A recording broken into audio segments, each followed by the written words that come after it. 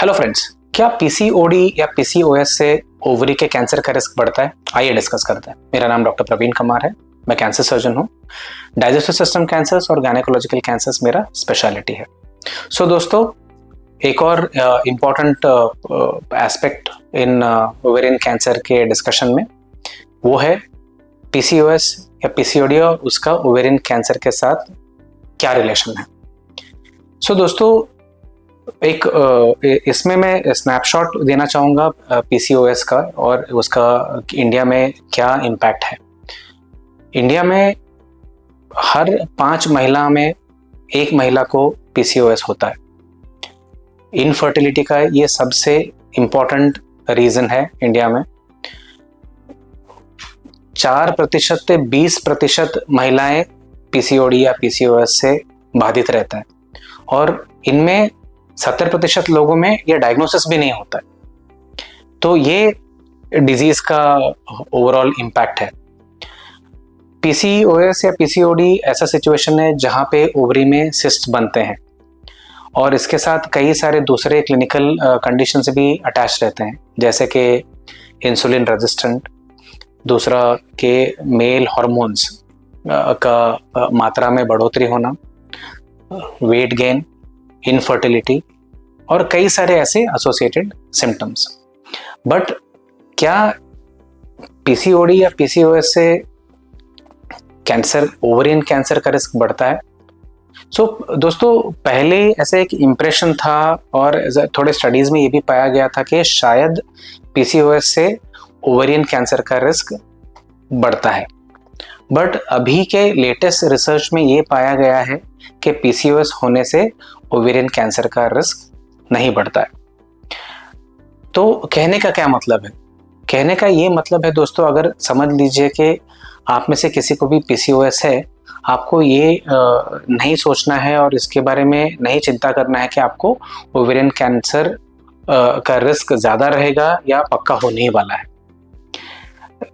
But आपको ये ध्यान देना ज़रूरी है कि दूसरे कोई रिस्क फैक्टर्स भी है क्या आप में, जैसे कि ओवेरियन कैंसर के जैसे दूसरे रिस्क फैक्टर्स हैं, जैसे कि फैमिली हिस्ट्री होना या जेनेटिक म्यूटेशन, BRCA1 या BRCA2 म्यूटेशन होना, इनफर्टिलिटी, एंडोमेट्रियोसिस, ये सब चीज़ें भी ओवेरियन कैंसर का रिस्क बढ़ा सकते हैं।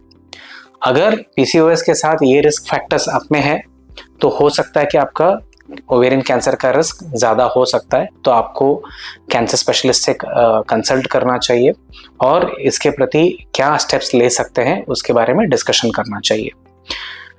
ओवेरियन कैंसर कैसे होता है, उसके रिस्क फैक्टर्स क्या है, इनके लिए हमने एक बहुत ही डिटेल में वीडियो बनाया है।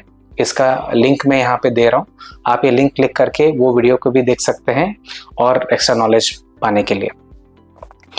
ठीक इसी तरह अगर आप मुझे पूछोगे कि पीसीओडी या पीसीओएस में अगर ओवरी का कैंसर का रिस्क हमें जानना है और हमें सतर्क रहना है तो ऐसा कोई टेस्ट है क्या? अनफॉर्चुनेटली कोई भी ऐसा रिकमेंडेड टेस्ट नहीं है जो मैं आपको रेकमेंड करूं कि ये टेस्ट आप रेगुलरली कराते रहिए और उससे हम ओवरी के कैंसर को जल्दी पकड़ सकते हैं। CA-125 ब्लड टेस्ट है, सोनोग्राफी कॉमनली अवेलेबल है, बट इनसे भी सारे ओवरी के कैंसर के पेशेंट या जो डिजीज है अर्ली स्टेज में पकड़े नहीं जाते हैं। तो ये एक लिमिटेशन है ओवरी के कैंसर के मैनेजमेंट में। तो आपको ओवरी के कैंसर के सिम्टम्स के बारे में भी जानना चाहिए। हमने इसके लिए भी एक डिटेल वीडियो बनाया है, मैं इसका लिंक ये वीडियो में यहाँ पे दे रहा हूँ, आप वो देख सकते हो और एडिशनल इंफॉर्मेशन पाने के लिए। तो सिम्टम के बारे में जानना ज़रूरी है ताकि आप हमेशा सतर्क रहे, आप भले आप में पीसीओएस हो या ना हो, ताकि जैसे आपको सिम्टम आए या आपको कोई चिंता पैदा हो, आप अपने गायनेकोलॉजिस्ट से, कैंसर स्पेशलिस्ट से मिले ताकि ये जानने आपको ये जानकारी मिले कि क्या आपको ओवेरियन कैंसर का रिस्क या ओवेरियन कैंसर के अर्ली स्टेज है क्या। जैसे मैंने बताया कि दूसरे जो रिस्क फैक्टर्स हैं उनके ऊपर भी ध्यान देना ज़रूरी है। सपोज अगर आपका दूसरे रिस्क फैक्टर्स भी हैं आप में पीसीओएस के साथ, तो शायद हो सकता है कि उस वजह से आपका रिस्क ओवेरियन कैंसर का बढ़ जाए।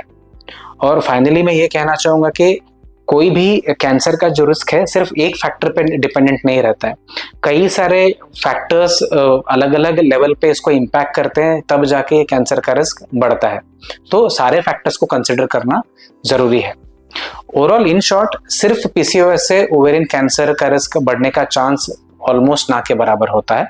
तो जो भी महिला पीसीओएस से सफर कर रही हैं, इसके बारे में घबराने की जरूरत नहीं है कि आप में ओवेरियन कैंसर का रिस्क बढ़ने वाला है।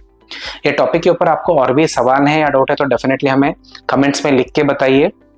अगर आप हमसे डायरेक्टली कांटेक्ट करना चाहते हैं तो डिटेल्स डिस्क्रिप्शन में दिए गए हैं, वीडियो में भी दिए गए हैं, उसका आप इस्तेमाल भी कर सकते हो। आप ओवेरियन कैंसर के ऊपर एडिशनल इन्फॉर्मेशन चाहिए तो आप हमारे चैनल को सब्सक्राइब कीजिए, उसमें ढेर सारे ओवेरियन कैंसर के ऊपर हमने टॉपिक्स को लेकर डिस्कस किया हुआ है। Thank you very much.